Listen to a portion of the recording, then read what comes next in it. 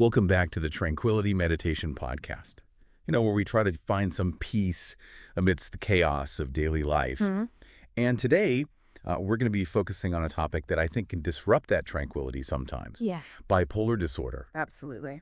And joining me today to help us kind of unpack and understand this complex condition is... Welcome. Thanks for having me. So, when we think about bipolar disorder, it's often... it's a term that's kind of thrown around. Yeah. But to really understand what it means for someone who's experiencing it, I think is really important. Yeah, absolutely. So maybe we could start by you just giving us a brief overview of what bipolar disorder is, how it manifests, and how it really impacts people's lives. Yeah, so bipolar disorder, it's a condition that's marked by these really intense shifts in a person's mood, their energy levels, their activity levels, Right. Their ability to concentrate, even their ability to carry out, the day-to-day tasks that we all have to get done. So it's not just, feeling up and down. It's really like a significant shift. It's beyond just, the normal ups and downs that we all experience. It's more extreme. Right. And I think the statistics show that too, right? Like it's a fairly significant portion of the population that experiences this. It is, yeah. So roughly in Canada, about 1% of Canadians over the age of 15 experience bipolar disorder. Wow. So it is a lot more common than people think. So when we talk about these shifts, you mentioned, mood and energy. What exactly are we talking about? Like, what does that look like in a person's experience? So we call those intense emotional states mood episodes. And they can be categorized in a few ways. Okay. So there's manic episodes, there's hypomanic episodes, and then there's depressive episodes. So it's really running the gamut of the whole spectrum of mood. Absolutely, yeah. If you think of mood as a spectrum, Right. Most of us, kind of fluctuate in a relatively normal range.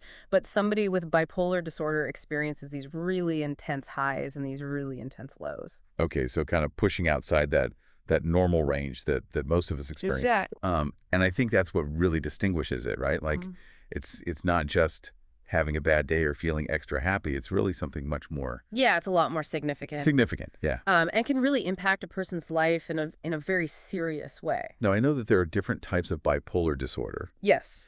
And I think sometimes people get those confused or they think it's all kind of under the same umbrella. Right. But can you kind of walk us through those different types and what makes them distinct? Yeah, so there are three main types. There's bipolar I disorder, bipolar II disorder, and then cyclothymic disorder. Okay.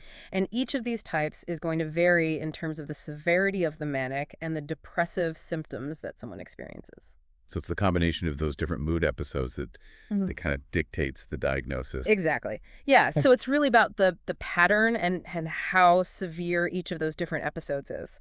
Okay, so let's maybe start with... I guess what people often consider the most severe form, which is bipolar I disorder. Can you talk to us a little bit about what that looks like? Yeah, so with bipolar I disorder, someone's going to experience at least one manic episode. Okay. And we'll get into the specifics of what mania looks like in a second. Yeah. But it may be preceded or followed by hypomanic or major depressive episodes as well. So they may experience those other types of episodes, but the defining feature is that one manic episode. Yes, exactly.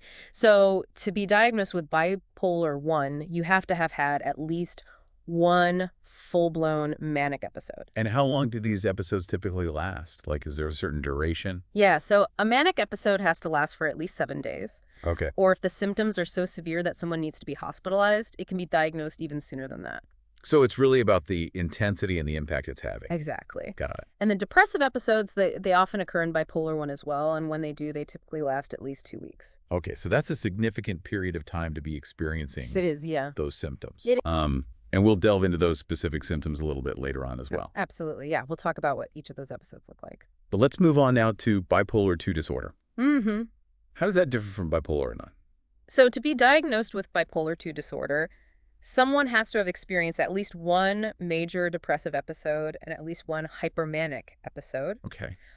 But importantly, they've never had a full-blown manic episode. So that's the key difference. Yeah, it's the key difference. They may have those highs, Okay. but they haven't reached that level of a full manic episode. Exactly. Okay. And it's a common misconception that bipolar II is a milder form of the disorder. Right. I can see why people might think that because that's- mania sounds very intense. Yeah, and it can be incredibly intense. So it's easy to assume that if you haven't experienced that it must be a milder form. Exactly. But that's not necessarily the case. No, it's not. And often people with bipolar 2, they actually experience more frequent and longer-lasting depressive episodes. Oh, wow. Okay, so even though the highs might not be as high, the lows are. The lows can be very significant. Are much more significant. Yeah, and really have a major impact on someone's daily life. So both types present unique challenges, and it's not really about comparing severity, it's about understanding Exactly. the distinct. Yeah, it's a different experience for both types of bipolar. Absolutely. And then you mentioned briefly cyclothymic disorder. Can you talk to us a little bit about how that one fits into the picture?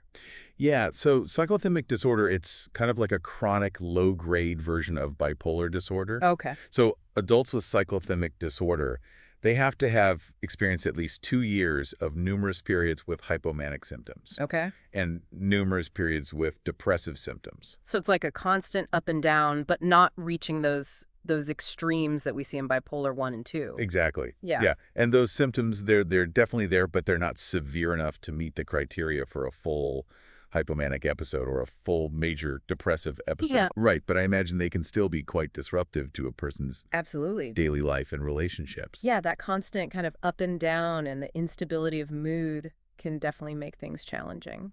Absolutely. Well, this is already, I think, helping to clarify a lot of those misconceptions and distinctions between the different types of bipolar. I hope so.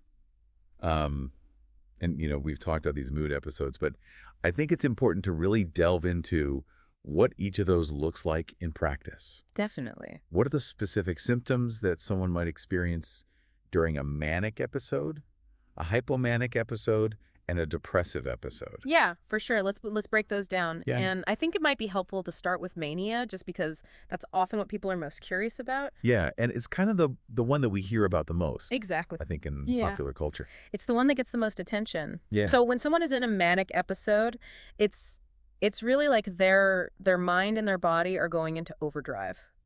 Their energy levels are just incredibly high, and they might feel like they can do anything. They might feel invincible.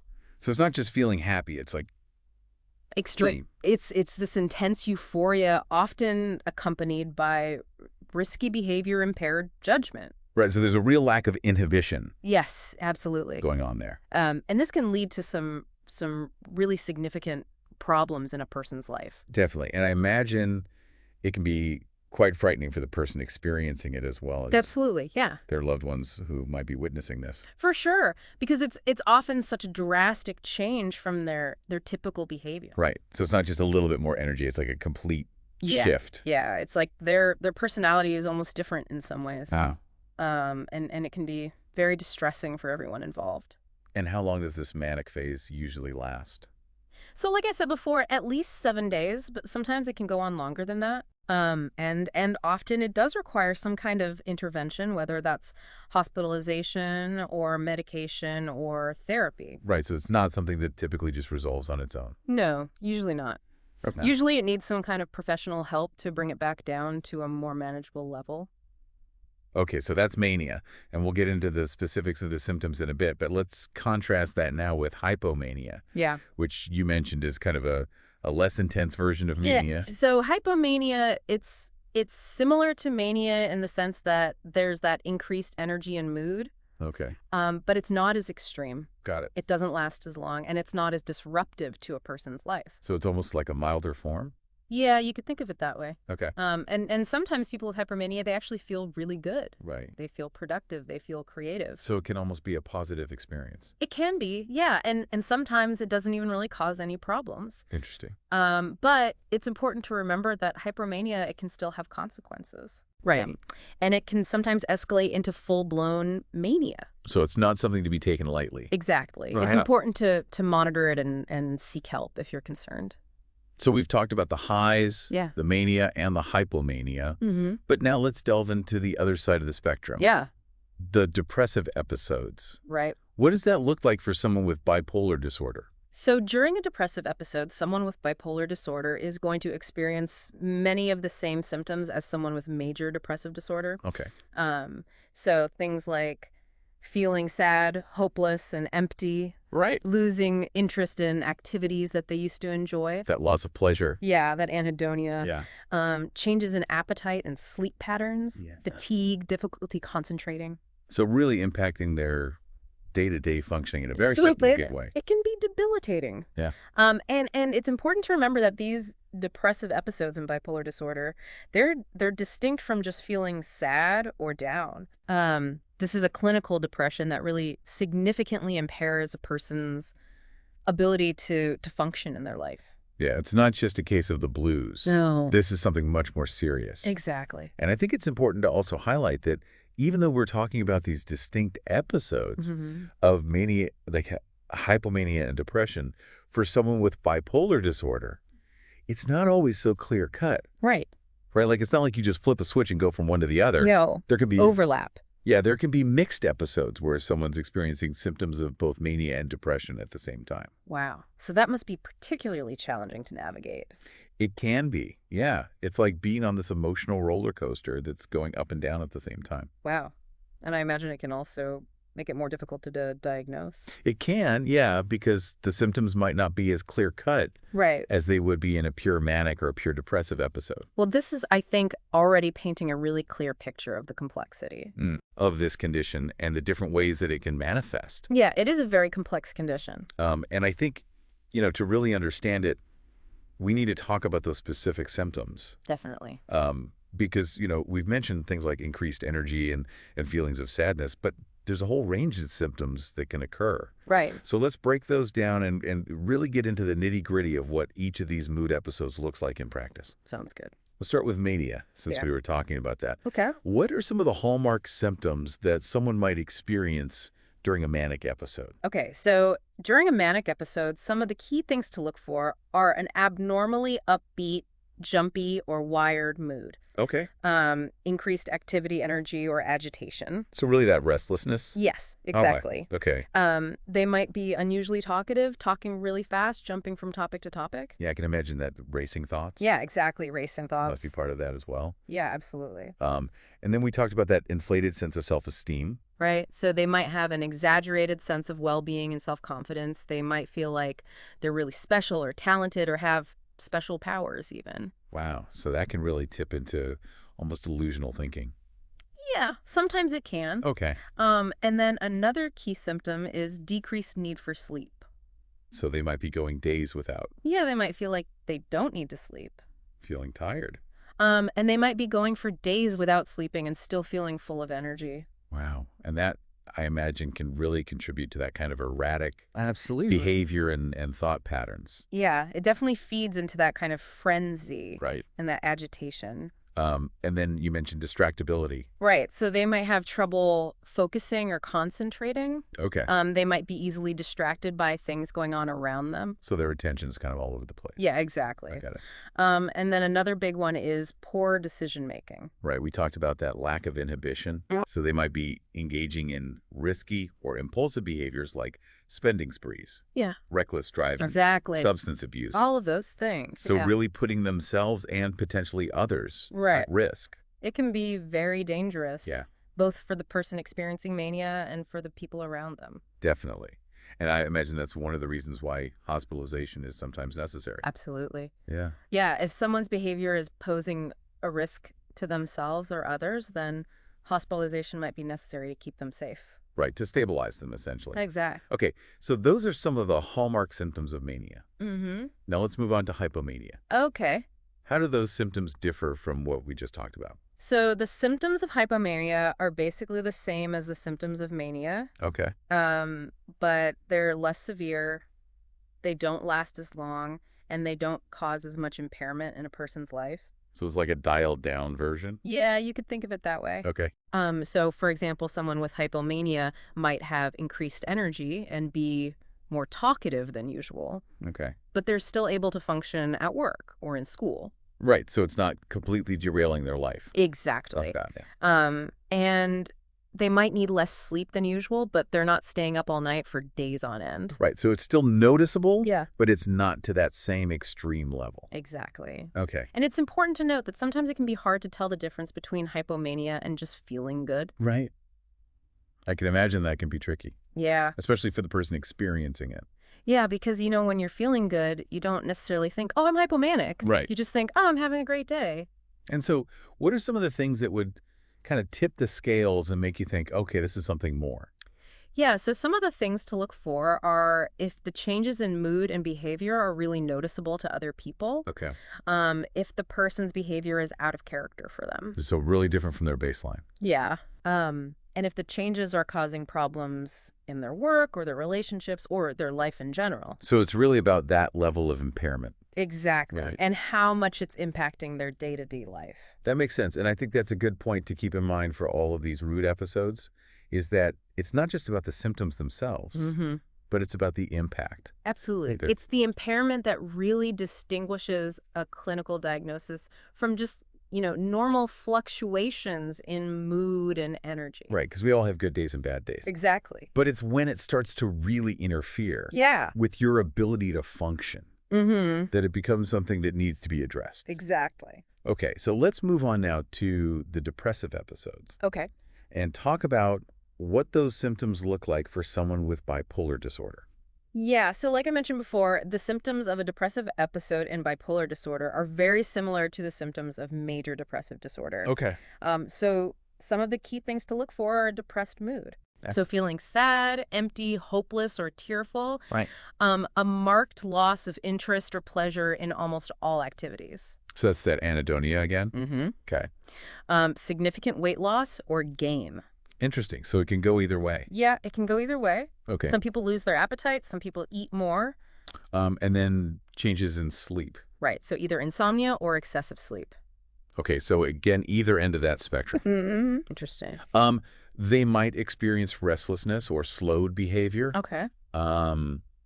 Fatigue or loss of energy. So really that lack of motivation. Yeah, exactly. To do anything.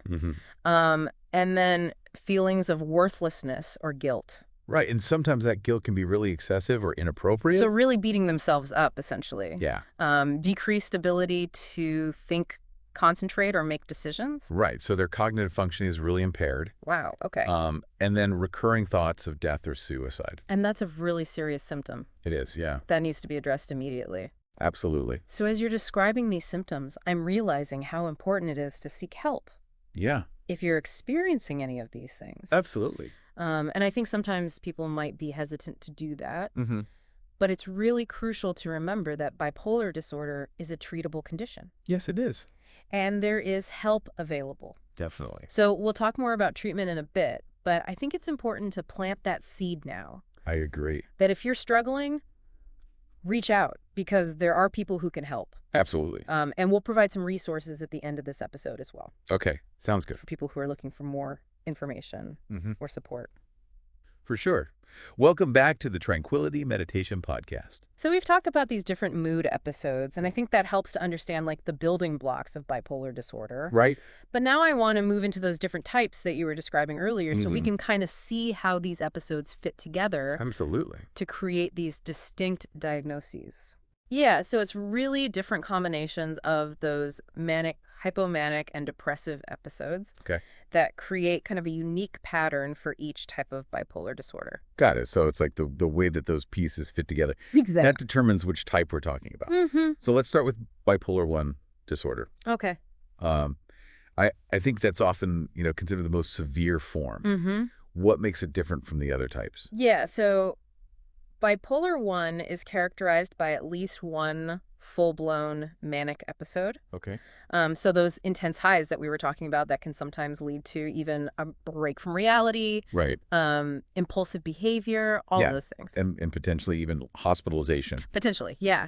And it's important to note that people with bipolar 1, they may experience depressive episodes as well. Okay. And these can be quite severe. So it's not just the highs, it's the lows. Yeah. It's not just about the intensity of the highs. It's also the often debilitating nature of those lows. That makes sense. So both can be equally impactful for the individual.